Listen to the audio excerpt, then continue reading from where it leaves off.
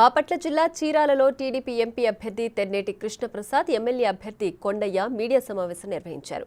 YCP పాలనలో రాష్ట్రాన్ని అప్పుల ఊబిలోకి నెట్టివేశారని టీడీపీ ఎంపీ అభ్యర్థి కృష్ణప్రసాద్ మండిపడ్డారు. ప్రతి ఏడాది జాబ్ క్యాలెండర్ విడుదల చేస్తామని మాయమాటలు చెప్పి అధికారంలోకి వచ్చిన జగన్ మాట తప్పారని అన్నారు. దళితులకు టీడీపీ హయాంలో ఇచ్చిన 27 పథకాలను జగన్ ప్రభుత్వం రద్దు చేసిందని, తెలుగుదేశం అధికారంలోకి వస్తే ఆ పథకాలను పునరుద్ధరిస్తామని తెలిపారు. చీరాల నియోజకవర్గ అభివృద్ధికి కృషి చేస్తారని అన్నారు. రాబోయే ఎన్నికల్లో టీడీపీని భారీ మెజారిటీతో గెలిపించాలని ఆయన కోరారు. కేంద్రీయ విద్యాలయం ఒకటి ఇక్కడ ఏర్పాటు చేసే ఆ ప్రతిపాదన కూడా పెట్టి దాన్ని అడిగేట్టుగా కేంద్ర ప్రభుత్వంతో మాట్లాడి నిర్ణయిస్తారు. అదేవిధంగా అన్నింటికంటే ముఖ్యం,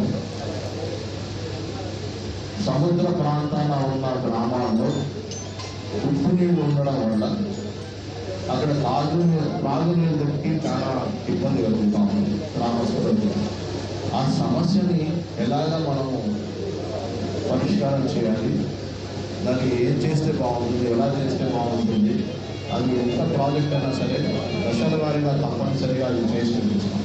ఈ విధంగా మీరు చూస్తే మనకి క్లియర్గా అర్థమవుతాం. ఏంటంటే చీరాల నియోజకవర్గంలో అట్టడుగున వర్గాల్లో ఉన్న బీసీ వర్గాలు కానీ, ఎస్సీ జాతులు కానీ, ఎస్టీ జాతులు కానీ ఉన్నాయి.